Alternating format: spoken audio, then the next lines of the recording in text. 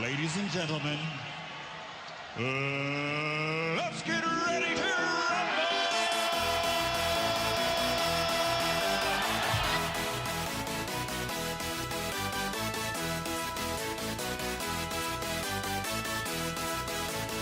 Y'all ready for this?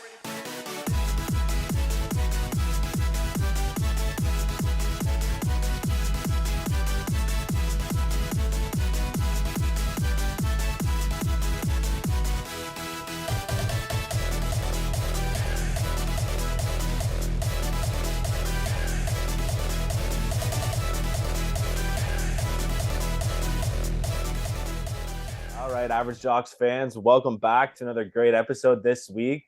This week, we're lucky enough to have retired NHLer Mike Weaver. Thanks for coming on, Mike. Oh, awesome! Thanks for having me. Yeah, well, from what I understand, you've been talking to Joel, and usually we start off just kind of go where it goes with, but this is kind of fresh in my mind. So you're coaching now, from what I understand. Are you coaching your kids? I'm not sure. I didn't really see if you had any kids, so I just wanted to see what you're coaching. Is it the local team or? No, well, so I tried coaching my son. As most fathers experience, it's not the easiest thing. So I ended up going and basically canning that. And I was kind of forced into the whole entire thing, so it wasn't something that I really wanted to do. So now I basically I take him to the rinks, drop him off, and I enjoy it being in the stands, which I'm going to say crazy parents in the stands are, oh my God. I always say, are the refs professional? Yeah. And they're like, oh, no. I'm like, well, is your kid professional? Well, they're like, no. I'm like, so why are you expecting the ref to be professional? Like, it's something like it. Anyways, long story short, I coach actually the Toronto Titans. I'm the assistant coach. I never want to be the head coach. So yeah, that's kind of what I'm doing now. So that's AAA. Is that AAA? AAA. That's AAA. Yeah. Okay. Yeah. Okay. Yeah. I think we have. Well, at this way, we have two AAA teams. It's the Wild, Eastern Ontario Wild. Is that what they're called? Nah, that's bad. I can't remember that. That's awful. But I know there is a few teams. You've probably seen a few teams from around my area that you've probably either played against in tournaments for sure. Yeah. I don't know. My brother coaches at OHA. I don't know if you guys have ever played OHA. Oh yeah. They got like maroon jerseys. Yeah. That's where my brother works. Okay. Yeah. But So then I have my hockey school. So that's what Joel was saying. Yeah, you want to tell me a bit about that? Like, what's going on there? Yeah, well, my hockey school. Oh, hey, how's it going? Hey, good, yourself? Looks like you just got back from Hawaii. I wish I was. Me too. Fantastic meeting you, by the way. Yeah. I'm a big fan. Yeah, huge fan. Oh, thank you. Yes, I one of my best moments was to play in Montreal, so it was pretty crazy. Well, you're on my list. I have thousands of dollars in merchandise down here, and I have a list, and it's normally guys that merch isn't necessarily easy to come by, and you're on that list. There's a few people I've yet to find, and yeah, it's mine are out of stock from what I'm hearing. It's actually a hot item. So it's very difficult to get a hold of it. Yeah, the dream for sure. Yeah. I know. I love that. Oh my God, hilarious. The dream. That's great. Yeah. I don't know what I missed. I don't know. I just asked him like if he was coaching his kids so he said he tried it and it was trial and error. So he said just drops them off at the rink and watches from the stands. So do you know, how'd your kid do? You were telling me he's at tryouts Monday night. Any word yet? Well, yeah, he made the team. Yeah. Oh, okay. So it's something that, most parents get like so crazy excited. I'm excited. I just want him to have fun, to be honest. I couldn't care less whether you make pro. That's one of the things I feel that kids feel a lot of pressure when their parents play pro, that they're not living up to their standards. And to be honest, if I was to do it again, I don't know if I would want to play pro, to be honest. I find that it puts a lot of pressure on your family. It puts a lot of pressure on your marriage. It puts a lot of pressure on your kids. You're in the limelight all like, which is really cool. But like even people that you graduated, like I went to Michigan State, people that I graduated went on to becoming, while I was playing in hockey, they were moving up the levels. So they became, managers and, executives, and it's crazy. And well, that is what you mean. We used to say go blow. I know it's wrong. Yeah. I know it's wrong. We used to say go blow. Yeah. Yeah. So just to let you know, so Michigan was down the street from us, so about an hour away. I've been to both. I've actually been, and I almost got my ass kicked at Michigan State. We were they used to come down to our school to party, right? And then they would, after done partying, they head back to their school to go back to the library. Yeah, they're that was like they're like a smart academic school. And I'm not saying that Michigan State, we're I'm gonna say that we got like our school is awesome, but we had a little bit more of a party atmosphere within Michigan State. So yeah, we went to a college football game at Michigan University, and they were playing Boston College. Big rowdy tailgate. We leave there and we're like, fuck, like this was like a noon, like a 12 o'clock game. Like it was early. And we're like, fuck, what do we do the rest of the night? And just screwing around on whatever sports channel was in Detroit area, and Notre Dame's playing the Spartans, like quick drive down the road. We head to the game, and we had the van with the DVD players in them, so we ended up watching Rudy on the way up, and obviously I'm fucking fired up, and ended up going to like overtime. Notre Dame wins on a trick play. And I was just fired up. Like, how often do you see a trick play game winner and motions running high? Sean Astin just killed it as Rudy, and I cheered a little too loud, and a couple Spartans fans did not like that.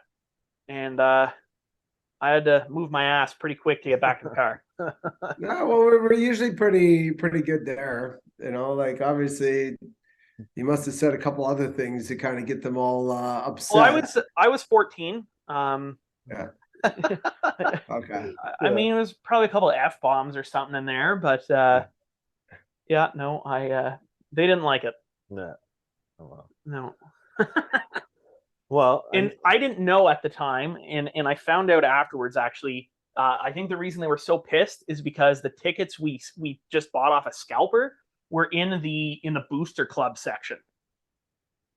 So yeah, like in the student session, you don't really care, but the boosters, those are like long-term supporters of Michigan State. Yeah. So that was my downfall. Yeah. Screwed up. Well, I mean, I'm gonna just bring it back to you saying how much you loved playing in Montreal. Because I mean, as you can tell, I'm a Habs fan. Joel is also a Habs fan. I remember you playing in the team, loving you on the team.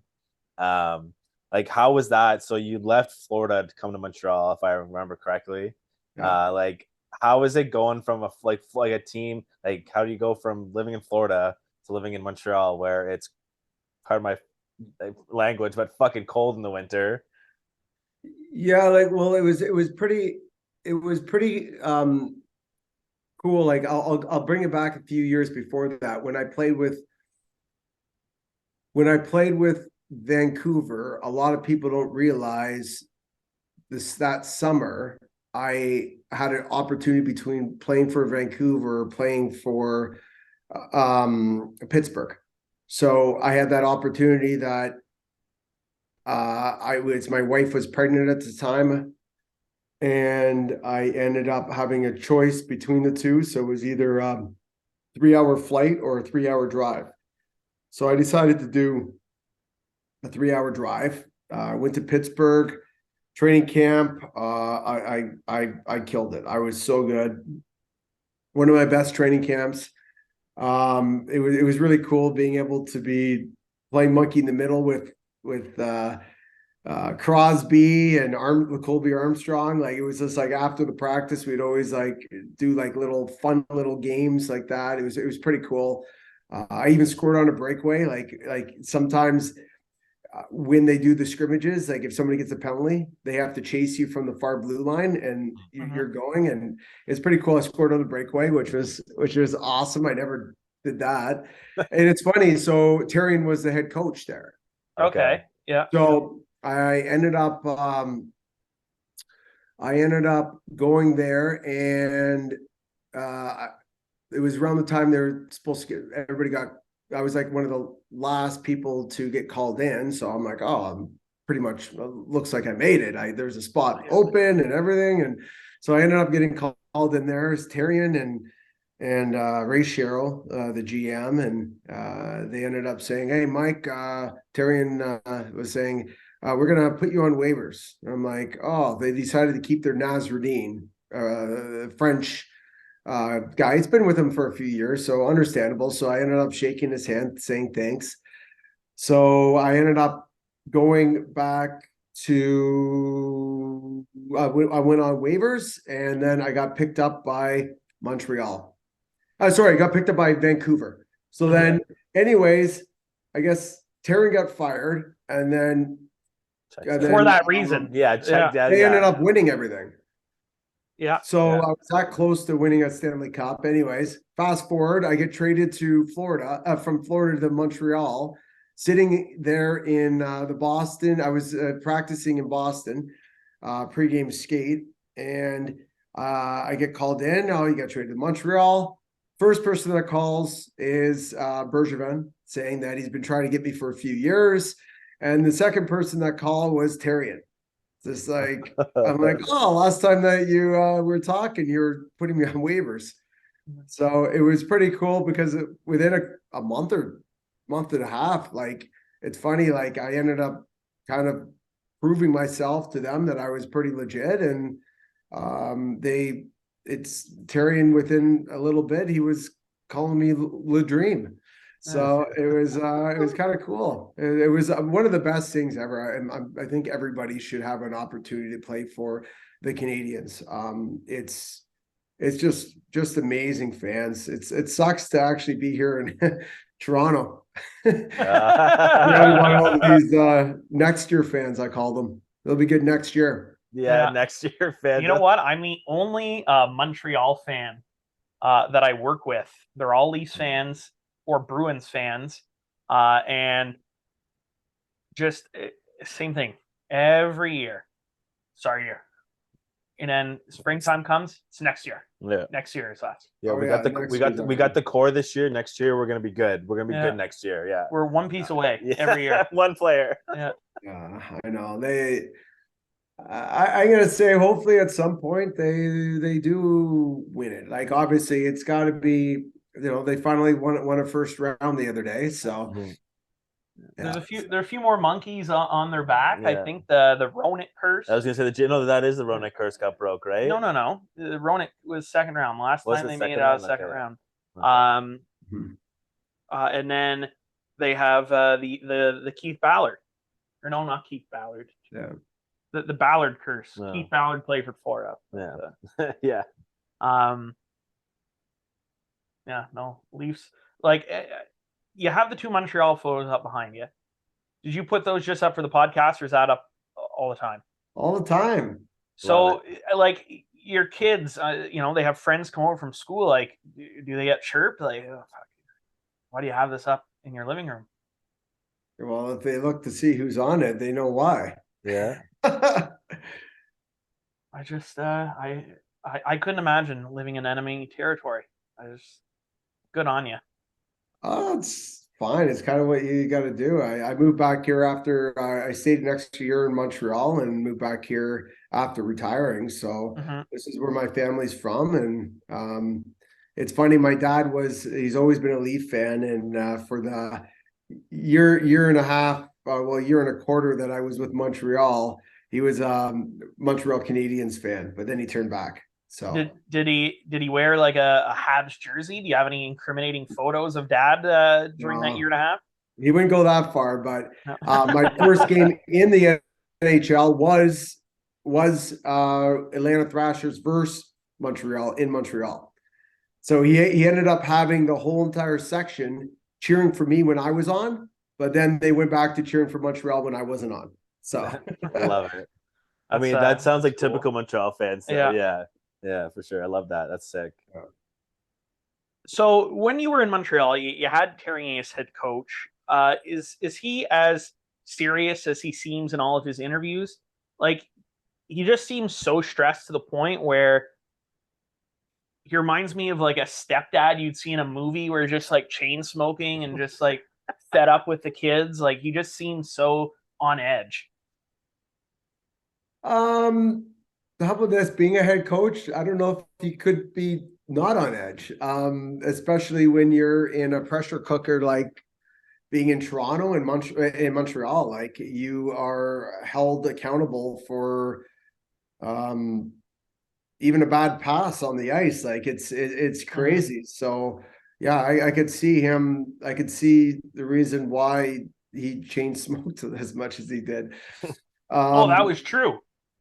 But I was just making comparable of a character in my head, not. He was very he was like the old school coach doesn't work anymore, right? Like, you got the old school coach that to be honest, there's no HR department in the NHL. Yeah.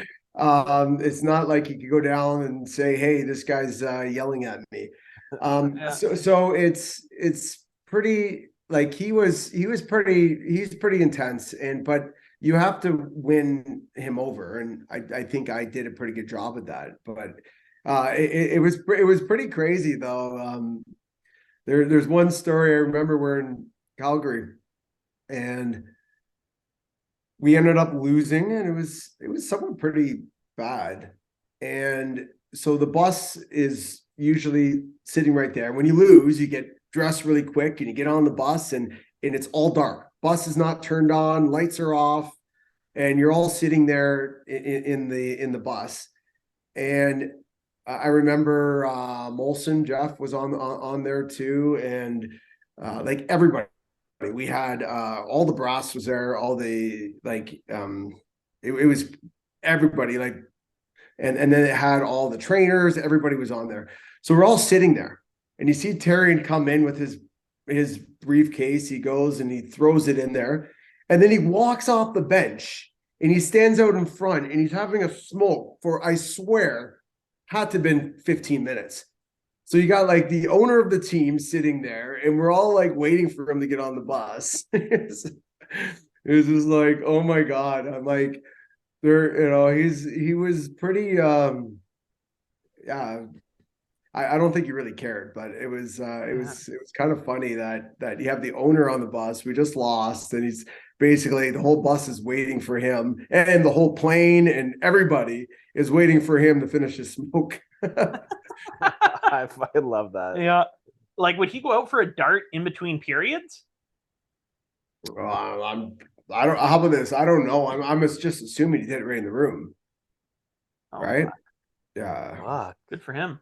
Well, I'm pretty sure. Like, I don't see him walking out, but yeah, that's true. It's you know what, I really did. I really did. Like, there's a lot of coaches that were, because I'm 5'9". I'm a 5'9" defensive defenseman that ate pucks for a living. So,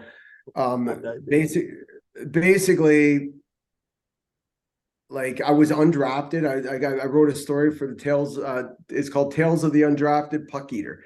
It's for on what was that publication?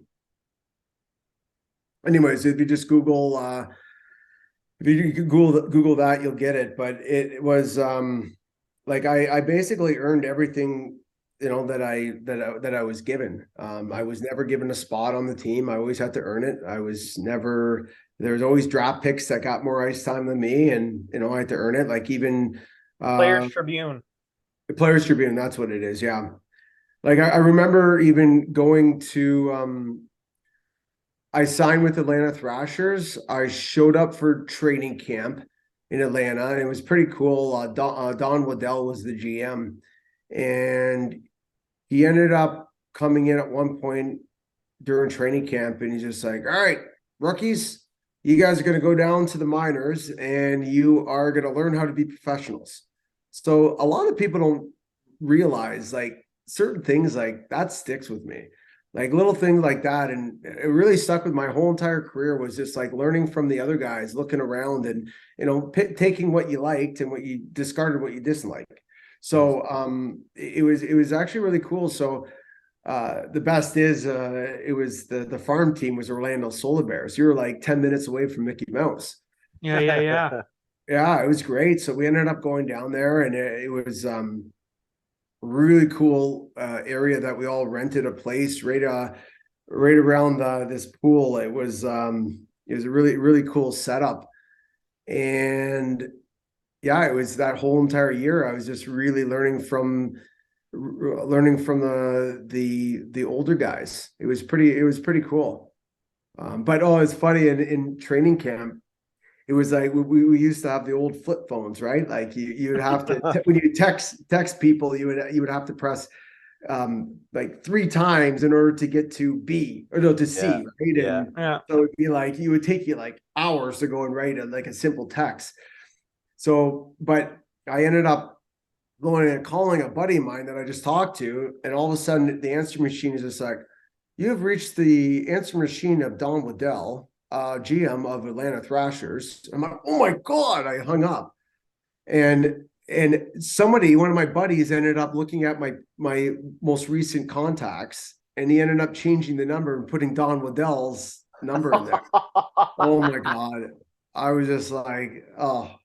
That's Good thing you didn't actually accidentally text him something. Oh my God. Yeah. I would have been like, oh my God. Oh, Fuck this Don guy. Send me down to the minors. Yeah. Seriously. Yeah, the old T9 texting is what they called that with the flip phones. And all jokes aside, my dad to this day still has a flip phone.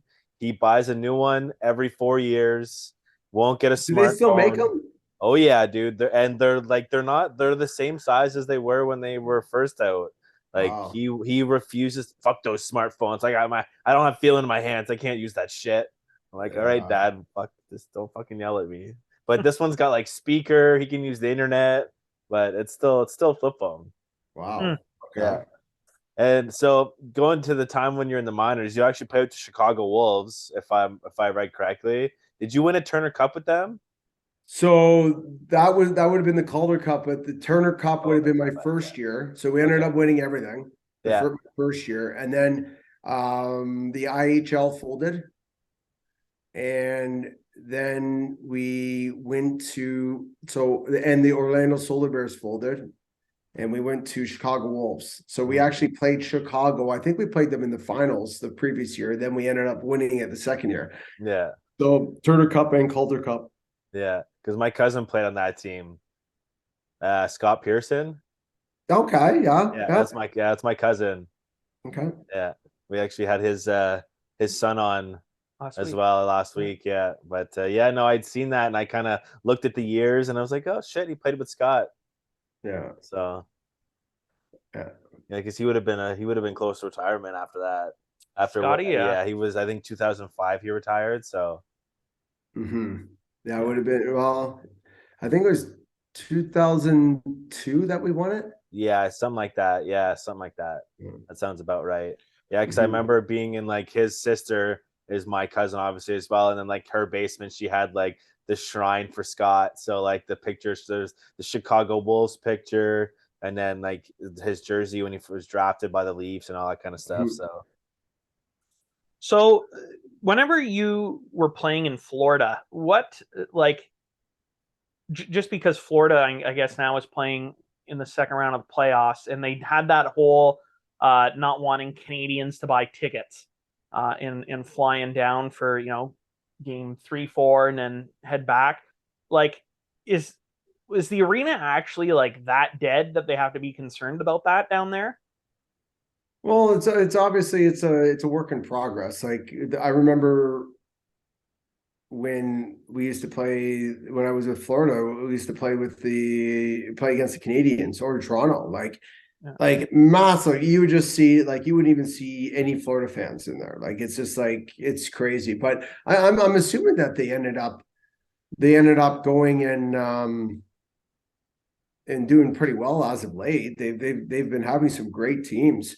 Well, that's what I thought. But whenever I seen that they were blocking Canadians from buying, I was like, all right, well, yeah, well, yeah, it's like that's a real thing. Like that's actually legit. 100%. If your billing address is a Canadian address, you cannot proceed to buy tickets. Scalpers are just going to take out third or fourth mortgages on their house and just make all that money back. Oh, yeah. I know it's. Yeah, I remember at one point too. I did hear that they were doing it for our games when I was with Panthers too. They weren't allowing Canadians to go and purchase them, but man, yeah. I mean, we can get pretty rowdy as Habs fans. I understand that. Yeah, and I mean, it's not just like in Florida. Like whenever we go down to Florida, my parents have a timeshare down there. We'll go to like Tampa games because Tampa's closer, and just again sea of Montreal fans. But I mean, they have good teams. It's a shame. I mean, down there, that's probably the third or fourth sport, right? It's not your. You got to remember though, it's only been what? How long it's been around? Like 20-something years. 20 years, yeah. Like they didn't really push hockey for the longest time. I know. So like they're getting pretty established. They're building a new arena in Boca. So it's a brand new facility. They got the associations. So it takes generations to go and build what we've done here. Like we take things for granted because everything's all over here, but this is what else is there to do here in Canada? It's too cold outside. Right in Florida, like why would you wouldn't even think that put your kids in hockey. So it does take a few generations in order to go and do this, right? So like the kids, like it's been for 20 years, it's been going. So these kids are just, I guess, barely making it into the NHL now, right? Yeah, I think the only like Floridian I can think of off the top of my head is Shane Goss Despair. Yeah, so like give him another 20 years. I'm gonna say that there's gonna be a lot more. Yeah. So I hope so. Like it's. I mean, there's no better feeling than playing hockey in a warm climate. You go from like the cold rink, and then you go outside, and you're in shorts and flip flops, and it is the best. I'm gonna say it was pretty cool being able to go and play hockey and then go for a practice and come back and put your shorts on and play street hockey with your son. So pretty cool. That's pretty awesome. Wicked. And I mean, like, like I like it here because I play hockey in the summer, like in Cornwall, but like going to the rink in shorts and flip flops, and then you wear your skates for an hour, and then you take your skates off. You don't got to put socks on your sweaty feet and put a pair of boots on, and then you just slide some flip flops in, walk outside. Yep. Well, look at you. You just got back from Hawaii. Was there anybody playing hockey there? No, I've only been on a plane once, and it was not to go to Hawaii. But I own like 16 Hawaiian shirts. I just fan of the fun print. Love it. I'm trying to start something. Cherry had his suits, and hopefully this is the beginning, and I'll be known for the Hawaiian shirts. That's like you got the Hawaiian, right? And you got the lumberjack. Yeah, so you guys are all set. I do wear a lot of plaid on the show. All my shirts are plaid. Every time I go into a store, I see one. I'm like, oh, fuck, that looks good. And then my wife looks at me. She's like, "God, you have this at home." I'm like, but it's a different color. It doesn't count. It's I don't know. It's what it is. You know, I can just start wearing band shirts too. I don't know No, keep the pod. why. Come on. So you wore number 43. Any particular reason, or was that just a number you were given and you just kept it? I was given that for training camp, my first training camp in Atlanta, and basically I wanted to remind myself of what it took to get there. So it was something that kind of stuck with me, and a lot of people copycatted me from then on. Mm-hmm. So you pretty much put number 43 on the map. Yep. Yeah, totally. Yeah, Right. There the hasn't dream for sure. Yeah, no, there hasn't been another Ladream. Yeah. And I think who wore 43 after you? I think Jordan Wheel in Montreal. Uh-huh. Yeah. I don't Yeah, know. at one point I thought they were going to retire it. They should, realistically. Yeah, I thought Don't it you was. just put the Dream on the Yeah. Dream 43? Oh, Yeah. totally. It would fit in perfectly up there with those legends, huh? It would. Right beside would. Richard. Oh yeah. Oh yeah. Move some over. Have Richard on one side and Beliveau on the other, and then Ladream right in the middle. God, it would A rose between two thorns. Look great. Yeah. Who was like you had like that playoff push that you guys made when you were there? I think it was the last year you played in Montreal. Like how was that? Like that feeling? Like it was crazy. We ended up going. Yeah, I remember I got so who got traded just before me? It was right at the trade deadline. So yeah, anyways, I got traded. I remember my Twitter feed went from like 1,000 up to 20,000 within, oh my God, like I swear, like maybe like 20 minutes. It was crazy. Yeah. It was pretty awesome. So like the trainers, when the next day when playoffs start, you walk in the room, I swear it's like it doesn't even look the same. Like they do up, like we're talking about, they always do up the dressing room pretty nice, but it is next level. Like the stuff that they do in preparation is pretty awesome. So like you walk in, you feel like it's playoffs. So you walk in, you actually have like chills. And the best thing about the playoffs was skating on the ice. And with that song on, oh, it's just I got goosebumps. Oh, it's crazy. Yeah. So it was one of the best things of all time that I was able to be in Montreal for that. It was pretty crazy. Were you? I don't remember what year she came back. What's her name? The singer? Jeanette Renault. Yeah. Yeah. She was there. Yeah. Yeah. Fuck, Yeah. what a beauty. Yeah, but Nothing fires me up more than playoff hockey when Jeanette Renault is singing the national anthem. Yeah. And that was the year Jean Beliveau passed, was it not? No, that was the next year, I think it was. Next year. Okay. Yeah. Oh my God. Yeah, but it's funny. So like the next year, so at one point, well, so during playoffs, I had a lot of assists. I think I might have had 13 assists. I might have had 2 goals. And all of a sudden they're like, oh my God, this Weaver, like, oh. And guys in the dressing room, they'd be joking. They're like, I've never seen a guy get so many shot blocking assists. He's just like, it's insane. Yeah. So like I would block a shot, they would pass it up and we'd score. And it's funny, the following year, all of a sudden at one point I get pulled in like a month, 2 months, and they're like, wait, why aren't you scoring any goals?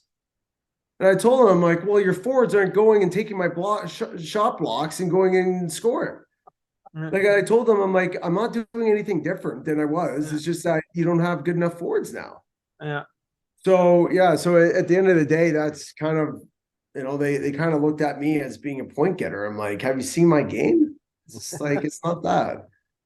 Well, you scored a beauty goal against the Bruins.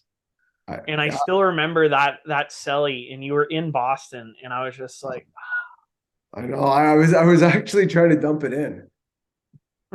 No, I wasn't. No, I was gonna say no. It's funny. It's funny in Florida when we were playing Devils in playoffs. I ended up scoring on Brodeur, and I'm pretty sure the reason why he got pulled, he's just like, "Oh, Mike Weaver scored on you. You know, you're getting pulled." It's yeah. That's So, awesome. oh, I remember every one of my goal. Yeah. It's just didn't score too many of them. No. You scored like Joel said, you scored a big one for us. So I mean, hey, Yeah. No, I absolutely loved it. And I always had a soft spot for like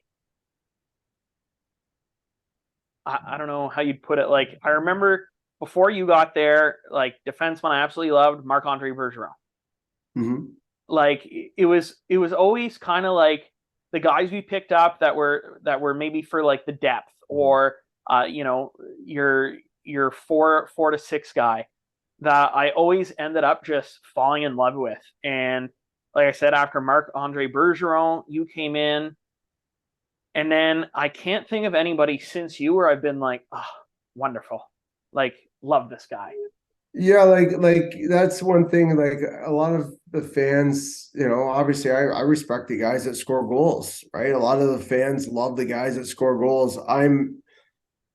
With me, I would always watch the other 4 guys on the ice, because if I was able to tell not where they're standing, but what their options were, I was able to basically figure out where everything was going. And that's kind of, I was probably the most valuable to the current team I was on. And a lot of the fans didn't realize, unless they're actually legit fans, that didn't just watch the puck carrier, the value that I brought to the team.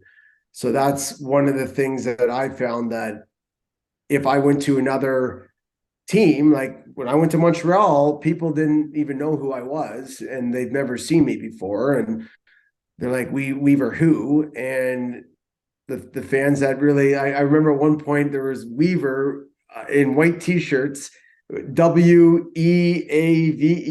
It was on each t-shirt. It was awesome. Like even my Instagram account, I left the picture on there. I think it's the Instagram account. I left the picture on there. I went to a bar after one of our games. It's right by the rink. It's the one that you take a couple steps down. I can't remember the name of it, but I ended up going in there. So like you walk down, I can't remember which street. You walk down, it's past the main drag, and then it's on the right, and you take a couple steps down, you're in this, it's like darker bar. It's pretty cool. So I walk in there, and one of the waitresses ended up going and creating a Weaver jersey. So she actually got different letters from different things, and she ironed them on, and then they put 43 on there. So I ended up going and getting beside her. I'm like, that's the best. I'm like, can I take a picture? And I ended up posting it to Canadians, basically saying, where's my t-shirt? Within 48 hours, they had t-shirts made, and they delivered one directly right to her. That's so right. it was kind of cool. So yeah, that, you know, and then they sold out, and you know, obviously they're on back order now, and yeah, they still are. Like I said, like I search high and low, like again, just not to discredit people's time, but like Corey Perry, you know, 1 year, Danny Briere 1 year, the list can go on here. Yeah, like I don't have a lot of, like, I like the kind of, you know, the depth guys, my Radulov, Radulov's over Scotty there. Gomez. I have others that aren't up, Eric Stahl, like all in Habs stuff. Like it's always Habs. But I like the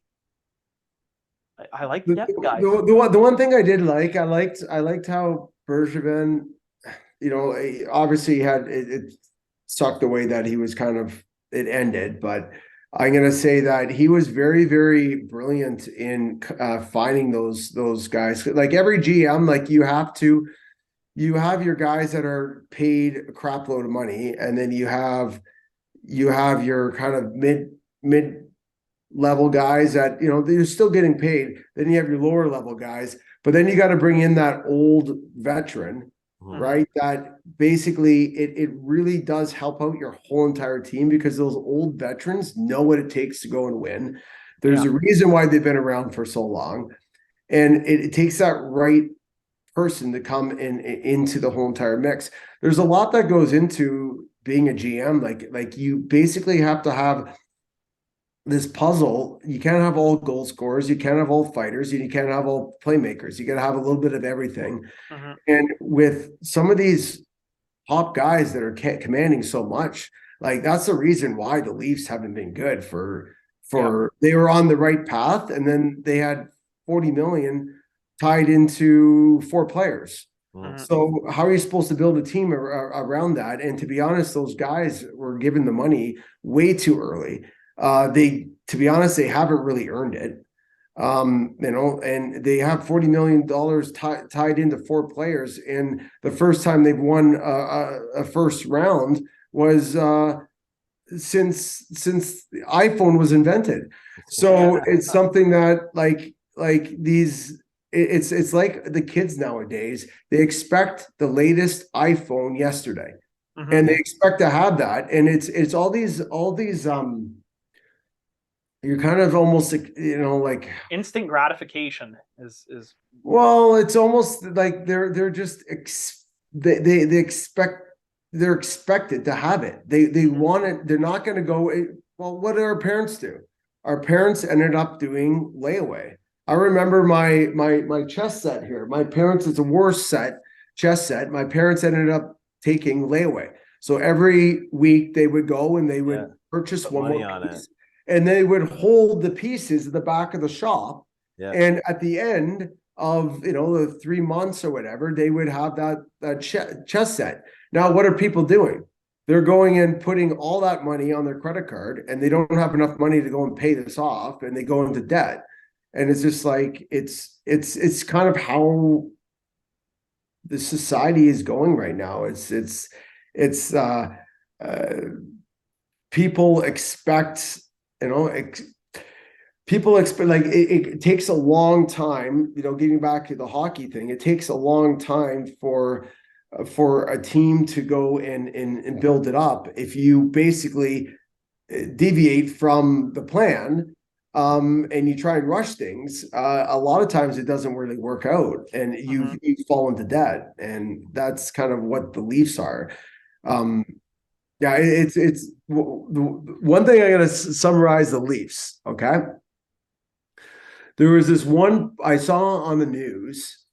That all of a sudden you got Matthews. He goes and slashes the guy, and then as he's going and turning around, he has all the rest of the team going and chasing him, and he's kind of like fading away, and he's kind of throws a smile up on his face. And what happens is the rest of his team jump in there, and they go and fight him, and he's there not fighting anybody, and he's kind of chuckling. And do you know what the Leaf fans and media are doing? They're like, "Oh, Matthew should never have to fight. They shouldn't fight. Oh no, he shouldn't. He's an all-star." And guess what? At that point, that summarizes the Leafs. They're a bunch of basically pansies that basically are and I shouldn't say pansies. They are protecting him. How about this? Matthews, don't slash. Don't slash. Don't slash. If you want it, if you're gonna slash, answer the bell. But the thing is, what happens is they go and surround him. Oh, he's just put on this pedestal of greatness. But if he would have dropped his gloves at that point, he would have changed basically the whole entire mentality of that whole entire team.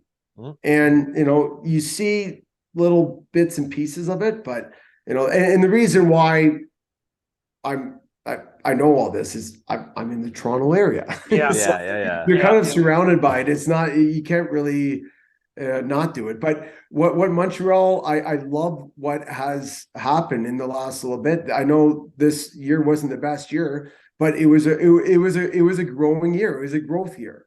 Yeah. And these are, obviously, like, you had a few injuries in the Caulfield, and obviously you gotta. I'm gonna say your captain now. I'm gonna say, he actually surprised me. I'm gonna say at first I was just like, you know what, it's tough to hold that C, right? That C carries a lot of weight on you. You can't not just worry about yourself. You have to go and worry about basically the whole entire franchise, and you have to go and where that weight of actually the previous captains, right? And you have all that, and there's so much pressure. So it's easier to play without the C and the A. It's a lot easier. No, Nick has definitely went above and beyond what I expected, not only as a young player, but wearing the C. Yeah. And I mean, you played with, I think, 3 really different people that were leaders on that Montreal team. Like, when you came, Brian Giunta was still wearing the C. Yeah. And, he was, I mean, probably Weber, but like, he was the last one that was really like that old school, kind of vet guy that we've had, wear the C. And then you had Max Pacioretty, which ended up being the next captain. Mm-hmm. And then you had PK, who I think a lot of people thought should have been captain. I mean, fans. Okay. Yeah. I mean, outside the dressing room. So, which leads to my next question, which is how was it in the dressing room having 3 different, or at least, again, what perceived by fans to be really 3 different leadership styles? Because both Patches and Subban wore A's. Markov didn't have an A? Markov had an A, but I think they had the 4 because Plekanec was A as well, and they would rotate. Yeah, they'd rotate between the 4. But so Markov, when he spoke, people listened. Because he didn't speak a whole lot. Yeah. He was in charge of the Russians, though. Like there's always that Russian leader on every single team. The Russian, like, it's basically that captain of the Russians. Even if they're not even captains, like, basically he's in charge of all the Russians, and they follow. It's like the piper, the Pied Piper, right? Like, it's kind of what goes on. Giunta, like, insane leader, like, very well respected, awesome. Patch, same thing. He's one of those guys you carry the weights. And I don't know. I don't want to go into too much. PK is a great guy and all, and he's he was I liked him. Him and I get along pretty good. And it's kind of tough. I think that team had the one of the best chemistries that I've seen in any team. Like, even Price ended up, even though he wasn't a captain, he was basically a captain. So when he spoke too, he was something that is pretty wow. Yeah. So I think overall, that was probably the best team that I was a part of, that overall had the best leadership, and we're very, very balanced team. Do you find, like, the fact that PK loves the limelight so much, like, was that a distraction in the dressing room at any point? Like, he was probably one of my favorite players that has worn a Habs jersey, just because of how exciting he was on the ice. But there was always kind of like the 2 schools of thought, especially after Giunta retired, where, like, Pacioretty was like captain, no fun, and then PK just wanted to have all the fun, and it, again, just and I get like the media's Mhm. there to make money and they're only going to write stories that make money. But was there kind of like those two camps in the dressing room, or was that not a thing and it was just kind of media made?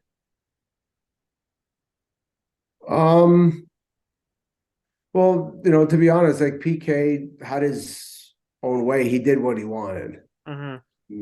Sometimes, yeah, like he had, like he magically go and showed up at a street hockey game and there was media people there and like, oh, weird how that happened. But Yeah. like it's almost like he was a big personality and he was a big personality in the dressing room. Sometimes that personality sometimes is a little too much. It's great for in front of the cameras, and it's great for it creates and it's great for him right now. Like he got in the hot water last night. Like they're calling for his job right now. Oh, I didn't see that. Yeah, he made a comment about Lizzo, about her weight, and on air, and he's under fire at least today, and there was a big campaign to. Oh, sorry. Can you rewind there? Yeah. Hey, I lost you for about maybe 10 seconds. Okay. It was just slow internet. What was it? So he made a comment last night, or maybe it was the night before now, on air, about Lizzo's weight, and now he's kind of under fire. Yeah. And there was all the Twitter some stuff on Twitter the and Twitter warriors. And, the internet about, oh, you should get fired. Like you can't be making comment about people's weight. Well, I hate this whole thing of people getting fired. Oh, you said one wrong thing. I personally think I think it's got enough of this cancel culture, like going and canceling our history, going and canceling all this stuff. You're going back 30 years back into the archives and pulling up stuff that you said way back then. People are different people than they were back then. Yeah. I think that, to be honest, like even Don Cherry, I personally think, to be honest, I think that he said what everybody was thinking. 100%. And that's one thing that he did. And to be honest, he ended up going and I think it's calming down a little bit now. I think people are kind of second guessing of whether to go and, go and fire these people. Like, I think it's not as bad as it once was. Even the last 3 years, don't even get me started about that. Yeah, but no, it's yeah. But it's something that, like, I don't know. It's just like, people make mistakes. People go and to be honest, people, obviously, I personally don't go and comment on people's weight. I don't comment on people's hair. I don't comment on people's whatever. Comedians, hey, I think they should have full range to go and make fun of everybody, because guess what? They make fun of themselves. They make fun of every race. If they want to go and make fun of it, that's their. Yeah. If they're doing that and they're making fun of everybody, just like kind of almost like Seinfeld, not Seinfeld, Simpson, South Park. What's the other one? South Park. Oh, South Park. Yeah. Hilarious, but they make fun of everybody. Things that people wanted to say, and they do it in a way that is actually friggin' hilarious. Yeah. And it's great. But if he ended up saying that, sure, hey, say, hey, you know what? Have him come out and just say, hey, I didn't mean to say that. Sorry. Obviously it is what it is, and move on. It's just, people put too much energy into canceling and erasing things that, we are all humans. Everybody forgets that we're not robots. We're humans that make mistakes on certain things. And it's enough is enough, right? Hopefully we've learned over these last couple of years that, we are human beings. And secondly, why are we talking about Lizzo when they're talking about playoff hockey? I don't understand what that has to do with playoff hockey. I don't know the context. It was so like just somebody's like they have to eat a better lunch or something because they're not hungry enough or they're whatever. And PK's response was just they need a Lizzo size lunch. And I mean, and again, like as somebody that has quite a few extra pounds, I mean, I would not be offended if he replaced Lizzo with my name. Like it's whatever. Like I just think people are too soft. Yeah. Like people are way too soft. I completely agree with that. People are, I agree. You like, and with that, like, I like no, I couldn't I'm imagine completely what the par with chirping sounds like right now. Like so I know a ref that I play hockey with, and they got a whole new rule book this year of chirping. So if you hear someone say this, someone say that, and you have to call it a penalty, misconducts, game suspensions, and some of this stuff, it's like I remember playing hockey and being like, "Hey man, like you're a fucking fairy," and stuff like that. But even if you call anybody like in that general area, it's like no, that's discrimination or whatever. So it's kind of like almost like when you would show up to a birthday party, an awesome, cool birthday party, awesome, a kid's birthday party, people want to have fun, right? You used to show up with a cake and be like, hey guys, here. But now, what is it? It has to be nut free, flour free, gluten free, and it's just like it gets. It better be gender neutral too. Yeah. Oh my God! It can't be white or black. It has to be whatever. Like it's just like it gets to a point where it's just like everybody has an opinion on every little thing. Let's just go and get back to normal and just be like, hey, you know what? It's crazy. Everybody has an agenda, and it's just like it gets to a point where you're just like, why don't we just be humans and be able to go and talk about certain things? And it's crazy. Yeah, and just because I don't agree with your point or you don't agree with mine doesn't mean fuck Mike Weaver, you hurt my feelings. Yeah. You're not entitled to your opinion. You better be sensitive to my opinion or my if feelings. if you think that's red and I think it's pink, it's great. You know what has happened the last couple of years, and I don't want to get into anything more of this, but it's just that our views weren't carried the same weight, right? You thinking that's red and I thinking it's pink, right? It's something that it's like no, it's pink, and basically you're not allowed to say anything else. Yep. And it's just something like that. It's just like, and it's gone to a point where it's just so I know. It sucks because it affects the sport, and it's affecting the sport, I think, in a negative way. And I get like, and this comes into everything now, and I think we've seen it with when it started with Ivan Provorov and some of the other players that decided not to wear the inclusion pride jerseys, whatever. But there was something else, I forget. There was another thing in the NHL. They were doing like another awareness night of something, and one of the players backed out, and it's just like, who cares? Like, if you want to wear it, great. If you don't want to wear it, great. But just let hockey players be hockey players. Like, I don't give a shit what you do, or like, I am paying to watch you play hockey because you are one of the best of the couple hundred guys that play in the league. And I don't think that, pushing agendas one way or the other should really be brought in. It's about hockey.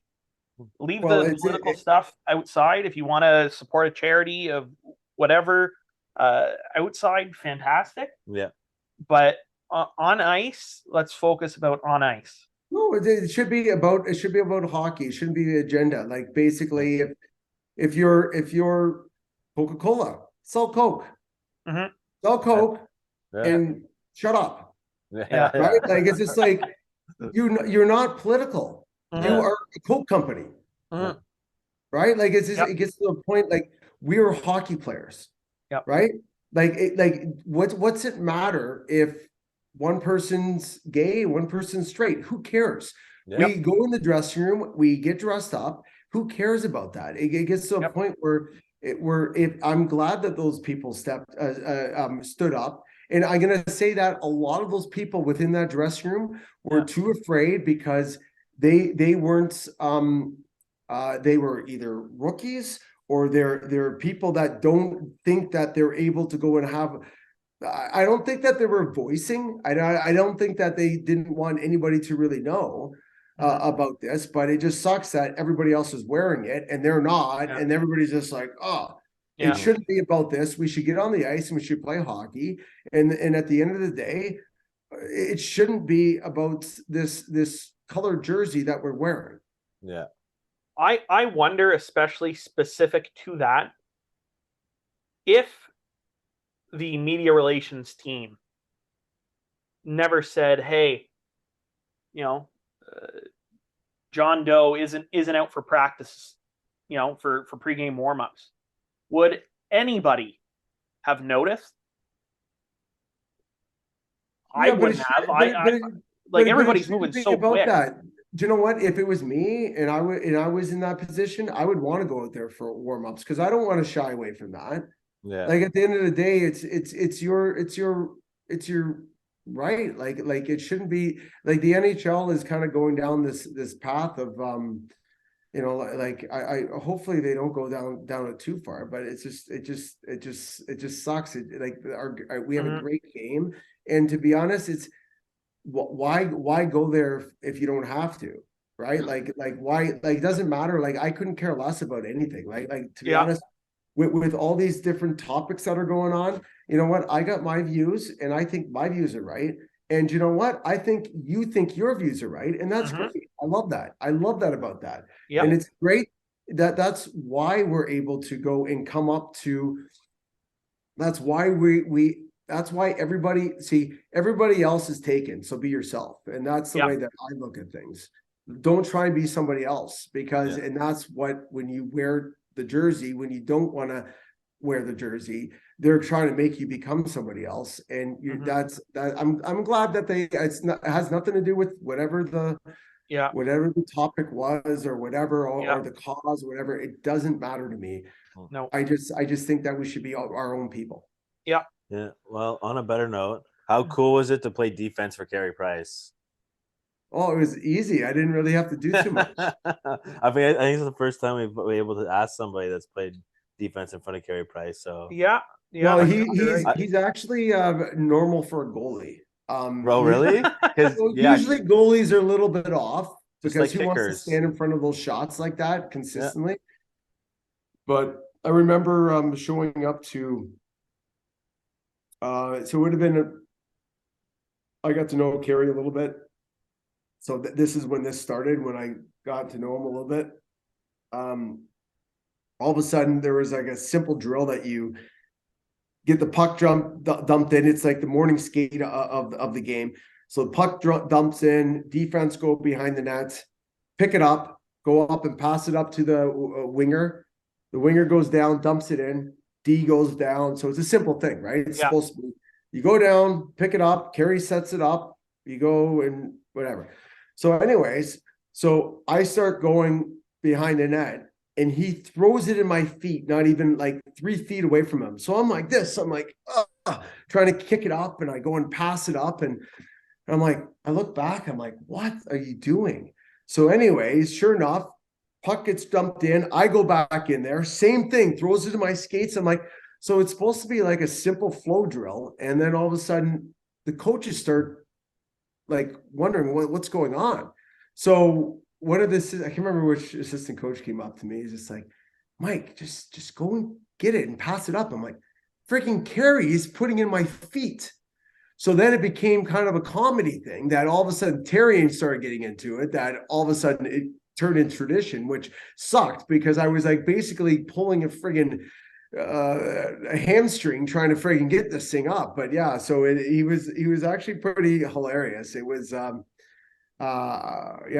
it's I gave up on scoring on him in practice. I literally it's like he couldn't even come close to even scoring. He knew exactly before you even released the puck where it was going. It's insane. So Is there hypothetical here? Like, who would be your ideal D partner? Anybody. You don't have to have played with this guy, but like, if I was like, Mike, you have a choice. I'm going out to sign a free Lindstrom, agent. I gotta say Lindstrom, hands down. Like the guy friggin' never made a mistake ever. Like that guy, it's crazy. Like there were times where like, oh my god, he made a mistake, and it was just like 5 games later. Like it's crazy. Yeah. So he would be, to be honest, I would I with Markov, like that guy, oh, it was like insane, man. He was like, I never got a chance to go and play with him, but like he never made, and he was such a smooth skater. Oh, Like yeah. the guy floated on ice. It's pretty crazy. But yeah, like well, I was basically able to play with anybody. So right, Yeah. you plug me in, and I'm good. And again, hypothetical. I'm GM, Mike. I need to sign a goaltender. Who do you want me to go after? Well, Who would you Pricer. want to play in front of? Pricer, yeah. Oh, Price. Oh, I figured that was a stupid question, but Oh yeah, crazy. Yeah. Like, yeah. So something I wanted to ask when you mentioned it earlier, but you said the Russians kind of have their own captain. Yeah. Do they kind of play by their own set of rules? Like you mentioned the goaltenders being a bit weird. And I remember kind of feeling like, or having that sense, and again, I was pretty young when these guys played, but like the Kasitsyn brothers always seemed like they were up to something, and Markov would always be talking to them. Like, is that kind of like, do they kind of go to the beat of their own drum as well? No. The head guy puts them in line. Oh yeah, for sure. Like they're oh yeah, it's pretty great. Like you go on the road, you show up to the hotel, right? Within a half hour, right? Markov's leading, and all the Russians are following him. Like, And where are they the Pied going? Piper.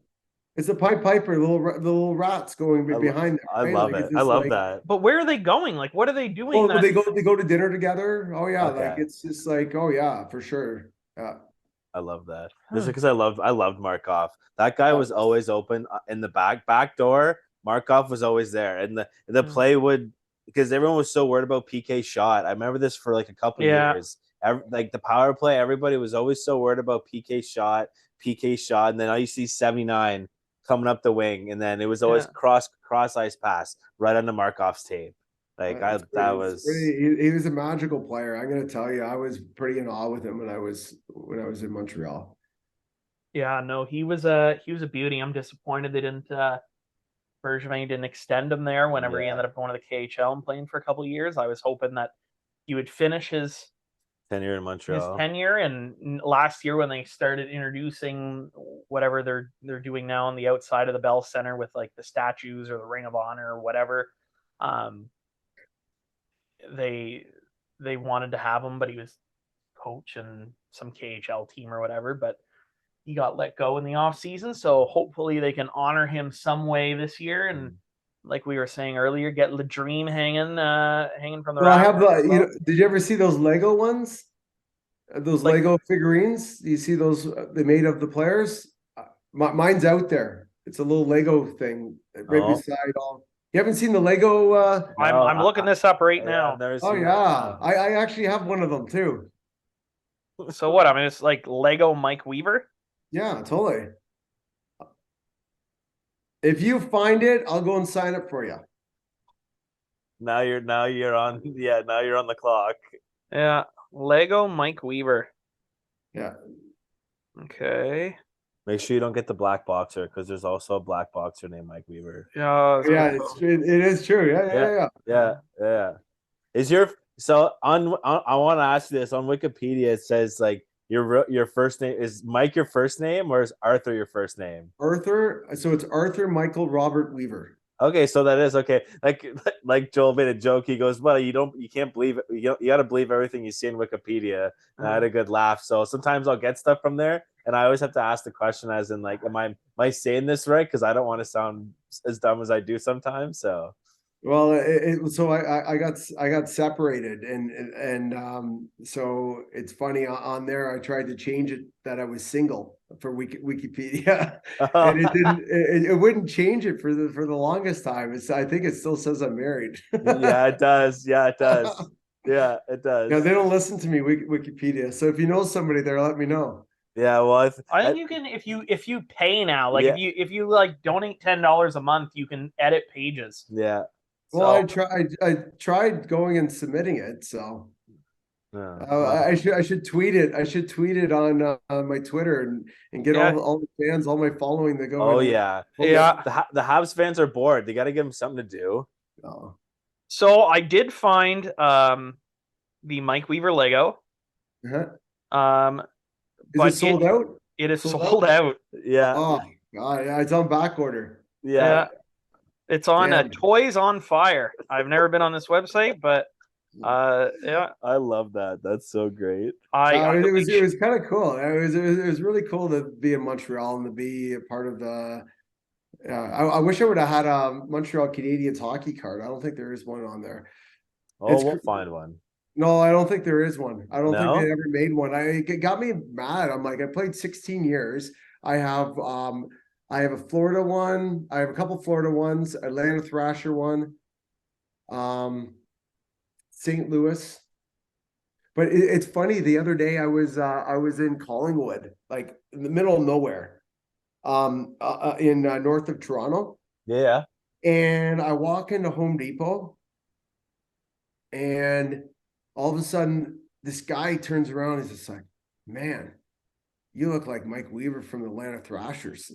I'm like, what? Holy shit. Yeah, Dude, that's crazy. I was just like, oh my God, out of any place he said it was Atlanta Thrashers. Oh my God. That was like literally like 2 years ago. Yeah. Yeah, it's funny.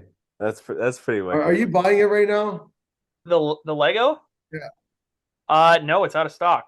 But while I was on eBay, I did find somebody that just posted a Mike Weaver signed 8x10 with certificate of authenticity.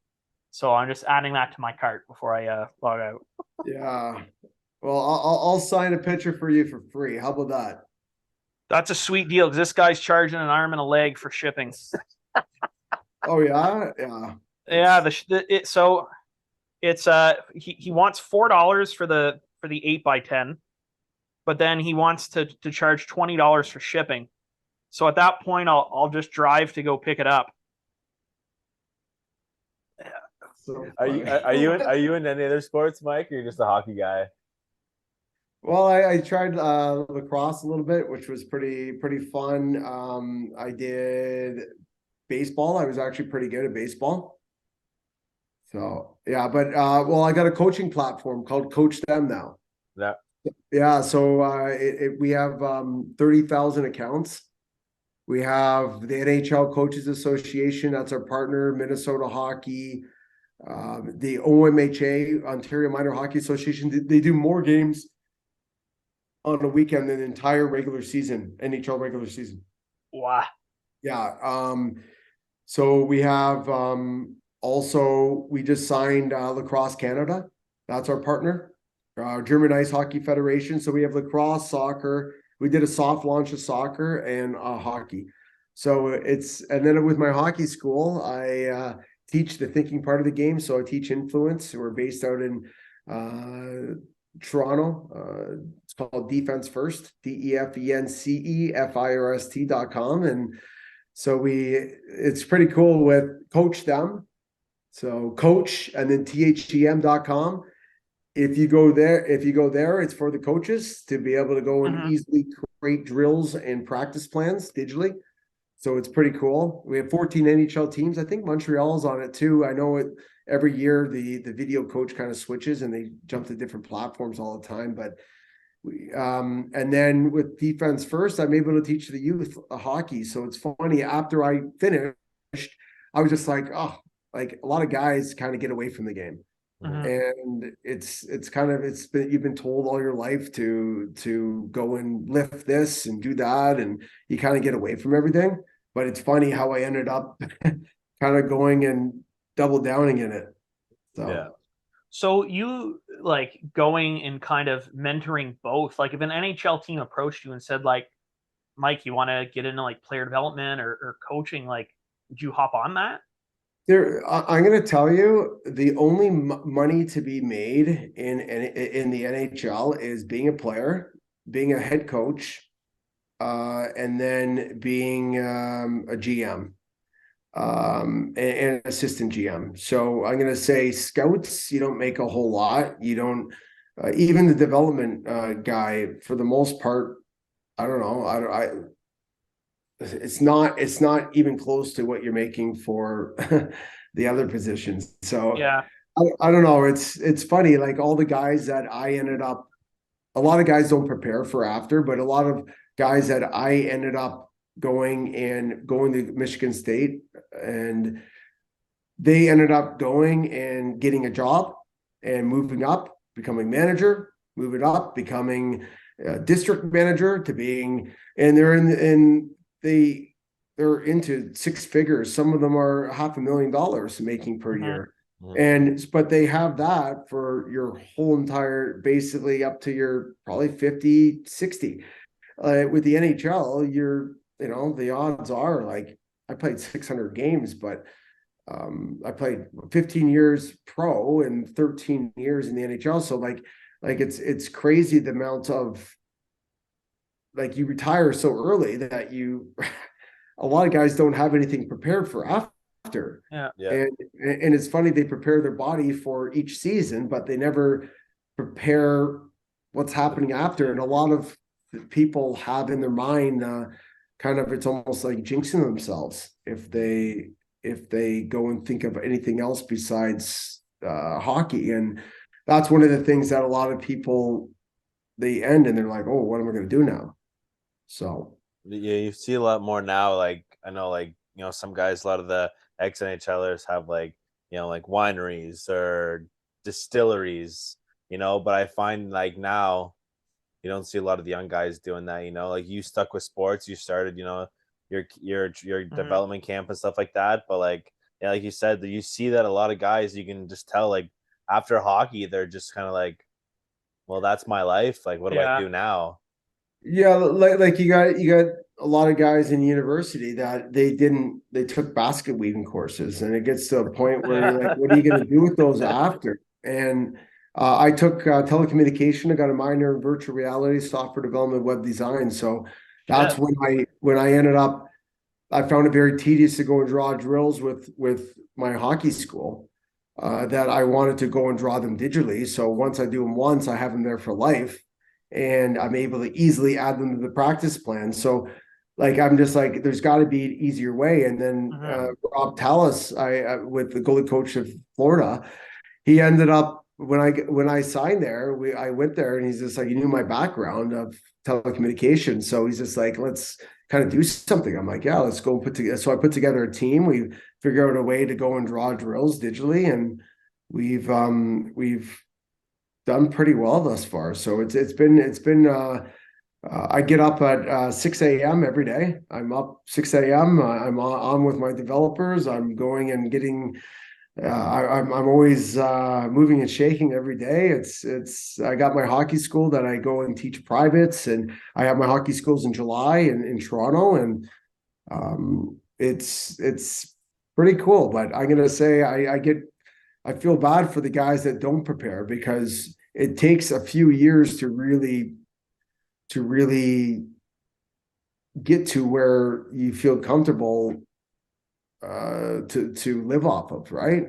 So so like, even going and volunteering in your summertime to go to find a place, like to go talk to the NHL Players Association, they have job placements that you could go and just go and volunteer to go and, if you're into money, you go and maybe go into an investment company that you could volunteer, just learn the ins and outs of it and see if you really like it. And a lot of people don't realize that while you're playing, you get access to all these people that sign up for your Instagram, your Twitter, to be able to post and treat that as a business. Yeah. like a lot of the wives don't go in, they go and work. I'm like, so after you're done, you have a wife that doesn't have a job, and you're just like, what are you gonna do? Like, tell her to go and work and get a job and be a realtor, like be something that you're able to be in different places. So there's a lot of things that could be done more in preparation. So do they? So two questions. So does the NHL have like an option where you can like pay into a pension or anything, or is it up to you to manage your own money? And like I know, you look at Evander Kane and maybe Jack Johnson, Robert Leonard. yeah, who have had some money woes recently, but like, is there any kind of? Well, the pensions, like, so I have like 4 pensions. So basically, with every CBA, they kind of change a couple things, and you almost recreate another pension. The last pension is a pretty big money. So like with every year, you get so much money put into account, and the NHL manages it. So yeah, like to be honest, the guys that would have been what 2000. I got like about 3 years of it. So was it 2000? What was the 2013, 2012, right around there. I can't remember which lockout it was, but we ended up getting a pension. I think I got 3 years of that, which that really does help out big time. But you still got to get from now until you're 62. Yeah. Yeah. It's just like, yeah, like you got to bridge the gap here, and a lot of people don't do it. They don't think about it. They think that they're going to be all these fans think that these players are so rich that they're going to be able to live with your umbrella and your drink, and to be honest, first of all, who wants to really do that? Nobody. You want to go and have something that purposeful. Yeah. And a lot of people don't even know what to really do, to be honest. They feel lost. And that's why there's a lot of, well, I shouldn't say a lot, but there's, it's a pretty common thing that a lot of people become depressed after. Yeah. Like, I know, like, your whole entire body is going through withdrawals of, being basically on top of the mountain, and you're the biggest thing ever, to being you go and one day you're talking to the NHLPA and the next day you're talking to the Alumni Association. So it's a big change, and a lot of people don't realize that there's some pretty big issues that become for people, especially when they feel lost, because you go from being structured in the game to being having to manage your own daily activities, and it's very tough. Yeah. Well, I also wake up at 6 a.m., but it's not because of my own doing. It's because my kid is yelling at me that his bottle isn't the right temperature. So, it's pretty much the same thing. Yeah. Drink it cold. Yeah. Oh, he only drinks it cold. We wait since he was a baby. He went, well, I mean, he's still a baby. He's only 10 months old. But we tried to warm his bottles up. No, he'd be screaming at us, and then we're like, well, let's try it cold. Ever since then, he only drinks cold bottles. Perfect. Just like his dad, just like I like cold beers, it's the same thing. Yeah, I agree. I love that. Yeah. My one question I had before we wrap things up, you said you have the videos now for the drawn up drills. Is it narrated by yourself? Like, is there a Mike Weaver voiceover of like telling you what to do? No. Well, I do have 4 of them that I will be releasing soon that have a voiceover on that.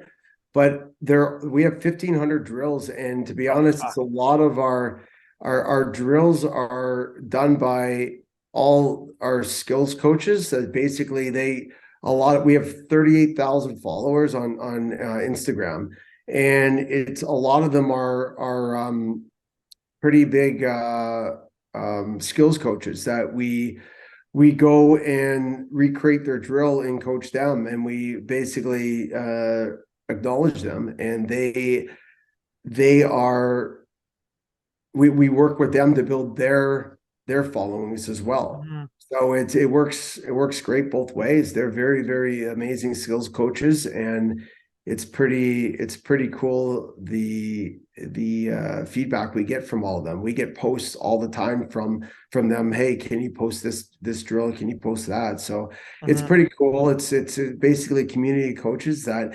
it's basically, we're trying to go and never for a coach to never have to draw another drill again.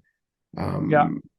Like, to be honest, it's we go, and one of the toughest things for a coach is to go. It's easy to go and stand up during the game. It's easy to go and bark orders during the game. One of the toughest things as a coach is to go and create that perfect practice plan. And that is, I think that's what we have done very well with. Mhm. And we try and make it as easy as drawing on a piece of paper. So basically our way of thinking is, if you go and draw a drill on a piece of paper once, you beat us. But if you draw that same drill twice, coach then beats you. And it's basically because once you draw that drill, you take a few more minutes to go and draw that drill and put a description on there. After that, you're able to easily just go and click on it to add it to your practice plan. So there's a lot of coaches that constantly use the same drills over and over again. And you got the coaches that don't even prepare. They show up and they go. Those are the king coaches. They're the ones that go and bark orders, and none of the assistant coaches have know anything that's going on. You got the scientist coach that basically comes up with these two crazy algorithms and blah blah blah. But the perfect coach is that organized coach, that every coach knows what they're doing before they get on the ice. And for the amount of money, it costs $72 per coach. But if you're with an association, it's $100 per team, which includes 4 coaches. And that $100, I'm going to tell you, per year, okay? Per year, that will save you close to $3,000 and above in ice costs. Because if you go and explain that drill, and if you go back to the drawing board, for every time you go back to the drawing board, it's about 3 minutes. So if you do 5 drills, that's 15 minutes per practice. So if you go and add that up based on how much ice costs, like it's ice costs are like 15, 20. I've heard of even $30,000 in ice costs. It's about $3,000 is spent that coach explaining that drill. So that's crazy. Yeah. Well, based on us, we go and allow you to go and share that practice plan by link. So you go, all the kids get it, all the parents get it. And if you're a coach that basically doesn't want to show the parents, I'm going to tell you, you're probably teaching the wrong stuff.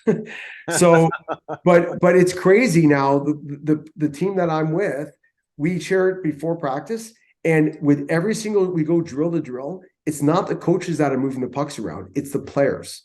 The players are moving the pucks to the next one, setting up the pylons. So the coaches are just basically going into action, and the drill starts. So we have the most efficient practices out there. So it's pretty cool. Well, I'm not at the point, and I mean neither are you yet, that we have kids or old enough to coach. But I mean, I remember my dad, taking some time to drop the plays and to get guys in a position, and it just $100 a year, that blows my mind. Yeah, blows my mind. That's perfect. Like I felt like even if you would have said 100 a month, I would have said, if I never had to draw something up, or if my dad never had to draw something up again, he would have probably been all over that. Oh yeah. And it mind blows me. That's why we have 30,000 accounts, and we're growing. We're growing 50% minimum per year the last 4 years. So there's a reason why we're at where we're at, and it's and it's funny you say that $100, and people are just like, oh, it's really, it's $3,000 for association. I'm like, well, yeah, you have 30 teams. Mm-hmm. It's $100 a team. It's all relative, right? Yeah. If you had 8 teams, it would be $800. Yeah. So it's funny. It's what it is because these coaches have to take it back to the board, right? Yeah. So the board is just like, oh, $3,000. I could go and spend that somewhere else. I'm Yeah. like, yeah, but your ice costs are like, Yeah. $1,000 per team. So $20,100 you could go and shave off $3,000 off of that. So, anyways, it's fun. I love helping coaches. I think we have a great platform. We got some amazing stuff coming on, and we got the French version too. So we're Oh, très bien, good. yes.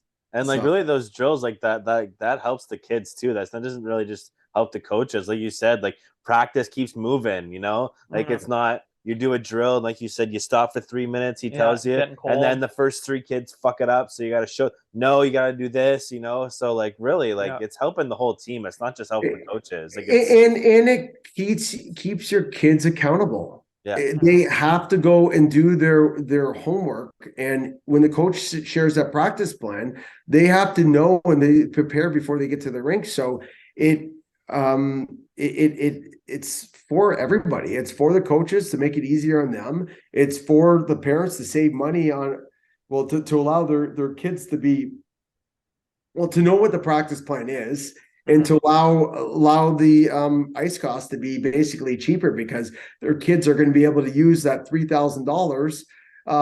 They're going to be, instead of a coach going and speaking, their kids are going to be actively doing stuff. So with every practice, they're basically acquiring an additional 15 minutes of skills and possibly another drill or two. So yeah, and over the year that definitely adds up. But yeah, that's wicked. That's a great product, and I'm just surprised it's not like, or how would I say that? Like, I'm surprised nobody has thought about this before. Like, this is genius. There's a few out there. Ours is by far the easiest drawing. And trust me, wait till wait till we got some stuff coming, like just features of just drawing and different things like that. We got some really cool stuff. I'm really excited about where we're going, and I can't wait to help more coaches. To be honest, it's pretty cool. No, that's awesome. Do you guys have merch? I have Defense First merch. I do. Yeah, on the website you send me. We actually don't actively put them on the website. You could do it when you book a camp. So why don't you book a camp? I could teach you how to play defense, and you could get a sweater. Perfect. I am absolutely in because my back skating is terrible. Do you what age group would you recommend for 2 guys? A sliver under 30. Well, if you can't really skate backwards, we got a perfect 8 through 10 group. That would be fantastic. That'd be perfect for you guys. I was a goalie actually. The 2 hockey camps I attended were not even goaltender specific. I was pretty much just there to block shots. Yeah. We call those targets. Yeah, exactly. It was actually the one I went to. Darren McCarthy was running the camp, and fuck, man, he just yelled the entire time. And I just remember, go stand in there. You're on that net, and just getting slap shots and breakaways. I was just pretty much a target for the shooters. But, you're basically a shooter tutor. Yeah. And just to clarify, I can skate backwards. It's just not well. Yeah. Not strong. Yeah. I mean, I blame the new skates. I got a new pair of skates the first time in 12 years. So like I'm going from like blades that were like this thin that like every time I get them sharpened, the guy would be like, I don't know. Just get a new blade, man. They can't. It's so old there. It's an old Canadian Tire special. Is it a toque? Old toque? No, they're I don't even know what kind they are. I don't know, but the new ones I got it's the True Skates, and like the tongue is I don't like the way it's hard to get them on, but once they're on, they're fine. But I mean, I got them. I didn't pay for them, so I don't care. Yeah, that's good. Yeah, I know they get pretty expensive. Yeah. Yeah. Oh, they are for sure. Yeah, and I mean, like, I need all new equipment, but I play once a week. Like, I got no palms in my gloves. You're disheveled. I am, man. Wait, Josh, give me some more stuff here, bud. I'm sick and tired of this. Josh, Yeah, brother. All yeah, right. my brother. Josh, my So brother. you're into, instead of spending money on equipment, you just want some more plaid shirts, huh? Hey, man, you know what? Plaid's more important because there's 7 days in a week, and I play hockey 1 day a week. So Perfect. you know, We'll see if we can get you like a custom plaid jersey. from now on, just because you called me out on a mic, every episode I'm wearing plaid. My new thing. I love that. My new thing. Lumberjack Adam. Why not? I got the gray hair, so close enough. All right. Well, Mike, we'll wrap it up here. It's 10 p.m. We'll let you get to bed if you have to be up at 6. Honestly, it's been the dream to have you on. Absolute treat. Have you been waiting the whole time to say that? No, honestly, it came in, and I said I have to get it out one more time. Yeah. There you go. I love it. Well, enjoyed being here, guys. Thank you so much, and I will look forward to replaying this episode. I think it's probably going to be your number 1 episode, right? I think so. I think so. I mean, we have some pretty high up there. You're definitely up there with Tommy Chong and Jeremy Roenick.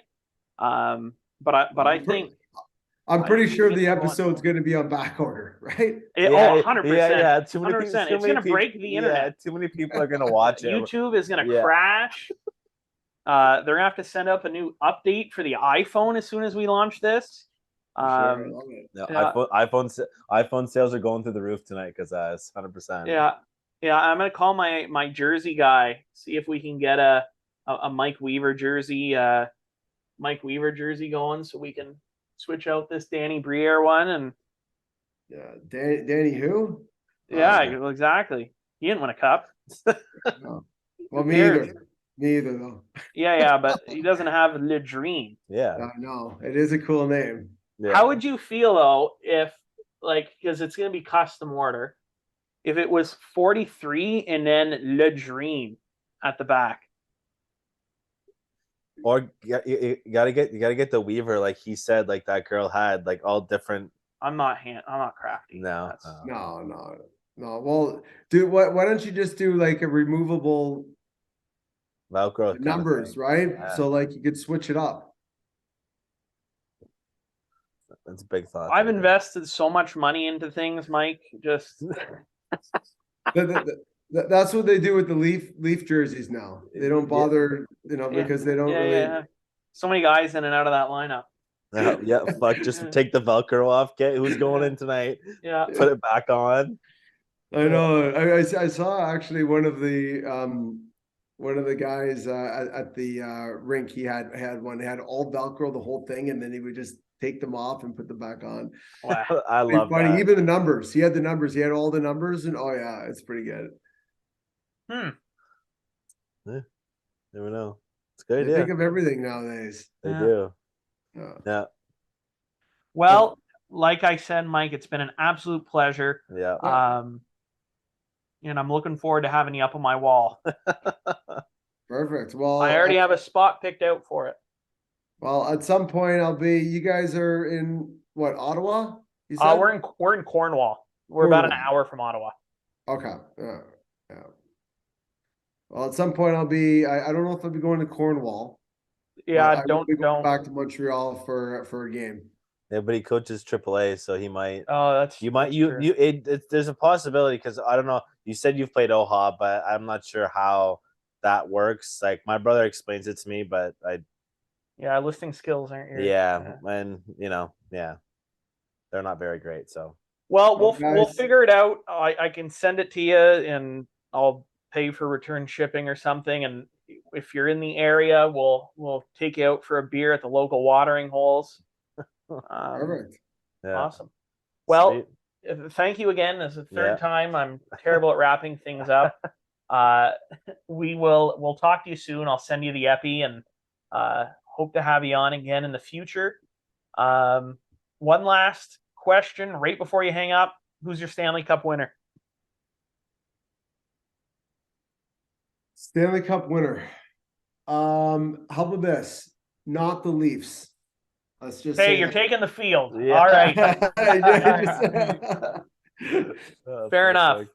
Fair enough. Awesome. Thanks, Mike. All right. That sounds good, guys. Thanks so much. Yes, No sir. problem. Have a good one. Take care. Bye.